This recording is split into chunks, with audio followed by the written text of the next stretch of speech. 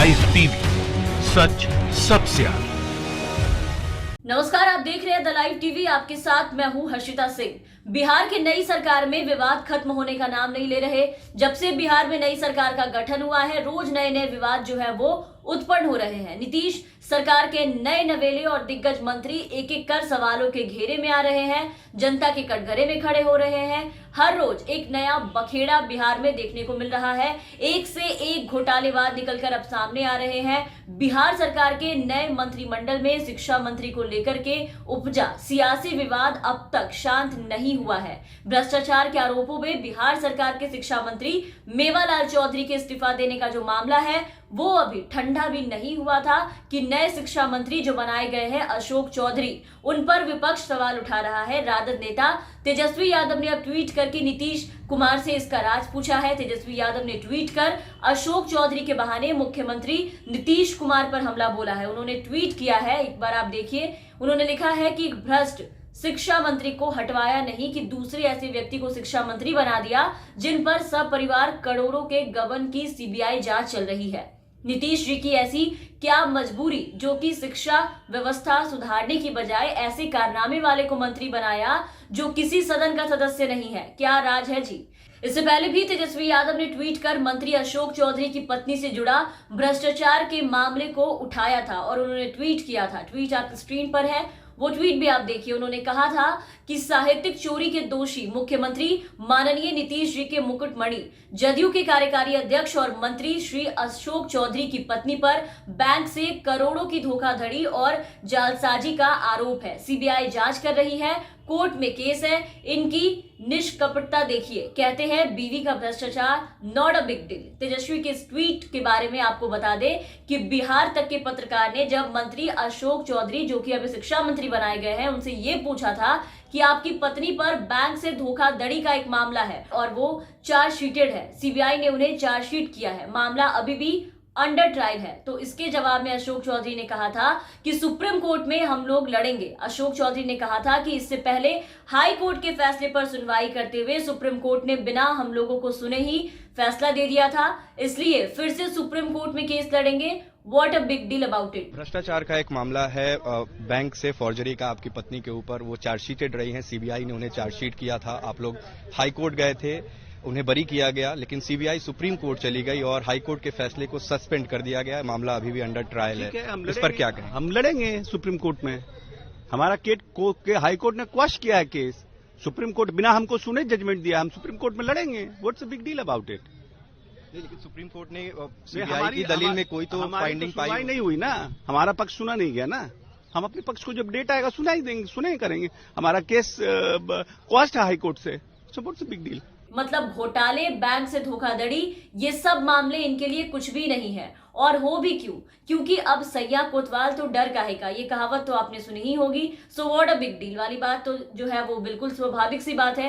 अरे देख लेंगे, अपनी ही सरकार है, तभी तो अपराधी, भ्रष्टाचारी सब आज इनकी कैबिनेट में कैबिनेट मिनिस्टर बन के बैठे हैं। मतलब अगर लालू यादव पर चारा घोटाले का मामला दर्ज है तो नीतीश सरकार के मुताबिक, उनके मंत्रियों के मुताबिक एक घोटालेबाज का बेटा बिहार नहीं चला सकता है। उनके मुताबिक तेजस्वी भी वैसे ही नेता होंगे क्योंकि उनके पिता पर घोटाले के आरोप हैं। लेकिन जिनकी धर्मपत्नी पर बैंक से ही धोखाधड़ी और करोड़ों के गबन का आरोप है, जिन पे सीबीआई की जांच चल रही है, उनके पति को बिहार का शिक्षा मंत्री यानी कि एजुकेशन मिनिस्टर तो बना ही सकते हैं। अब इसमें व्हाट अ बिग डील भाई? क्योंकि ये आरोप उन पे थोड़े लगे हैं, वो तो दूध के धुले हैं। ये आरोप तो उनकी पत्नी पर लगे हैं। लेकिन तेजस्वी अगर आ जाते तब बिहार में जंगल राज देखा जाता। जंगल राज कहलाता बिहार और उस जंगल के युवराज कहलाते तेजस्वी यादव।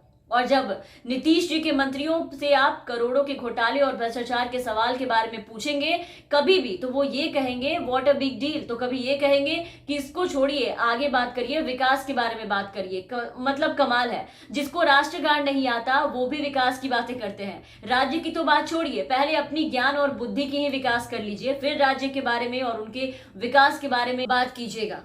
तो वाकई इस बार बिहार की व्यवस्था भगवान भरोसे ही है। एक से एक गैर जिम्मेदार और महान मंत्रियों को जिम्मा दिया गया है। शिक्षा रोजगार का जो हाल है, शिक्षा रोजगार जो कि बिहार का सबसे बड़ा मुद्दा है, उसकी कमान किन के हाथों में है आपने देखा। और इससे आने वाले दिनों के भविष्य का अंदाजा भी आप लगाइए। और अब स्वास्थ्य व्यवस्था जो कि बिहार में इसकी जो हालत है वो भी कितनी दुरुस्त है। वो बिहार में आए हर संकट के समय खुलकर चीख कर रोती है और अब भी स्वास्थ्य मंत्री उसे बनाया गया है जो कि बिहार में हो रहे बच्चों के मौत के वक्त क्रिकेट के विकेट पर चर्चा करने में मशगूल थे। चमकी बुखार के काल के दिन तो आप भूले नहीं होंगे, जिसने ना जाने कितने मासूम बच्चों की जिंदगी ली, कितने का गोद सूना कर दिया। हर तरफ उस वक्त चीख पुकार मची थी। बच्चों की मौत से बिहार में हाहाकार मचा था चारों तरफ। लेकिन सरकार में बैठे मंत्री इतने बेशर्म भी हो सकते हैं, ये किसी ने नहीं सोचा था। उस वक्त बीमारी पर बुलाई गई एक बैठक में मंगल पांडे मंत्रियों और डॉक्टरों के साथ मीटिंग में बैठे थे। वहां मीटिंग चल रही थी, उसमें बिहार के स्वास्थ्य मंत्री मंगल पांडे ने यह सवाल पूछा था कि कितने विकेट गिरे। मतलब उन्हें दर्जनों बच्चों की मौत से ज्यादा चिंता भारत पाकिस्तान के मैच में विकेट गिरने की थी। अब आप खुद ही बताइए कि आप इसे क्या कहेंगे। और फिर भी आज एक बार फिर से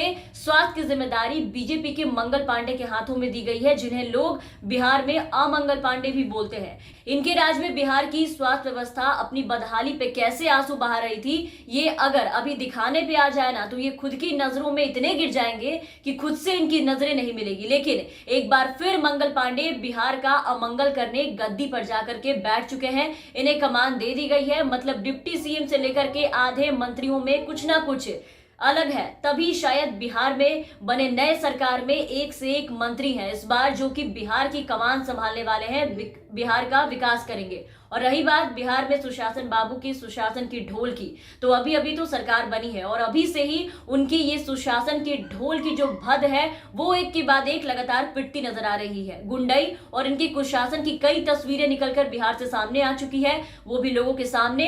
तब भी नीतीश कुमार खुद से खुद को दी हुई उपाधि से बार बार खुद को नवाज के खुद ही खुश होते रहेंगे। तो मोदी जी के सहारे नीतीश कुमार एक बार फिर से कुर्सी पे तो विराजमान हो गए और अपनी ही तरह मंत्री भी बना दिया है राज्य में। लेकिन अब जनता ने भी इस बार आवाज उठाकर इनके भ्रष्ट मंत्रियों को बाहर का रास्ता दिखाना शुरू कर दिया है। एक एक कर लोग इनसे इस्तीफे की मांग कर रहे हैं। लेकिन अब देखना यह है कि अशोक चौधरी के ऊपर क्या फैसला होता है बिहार के सुशासन बाबू का।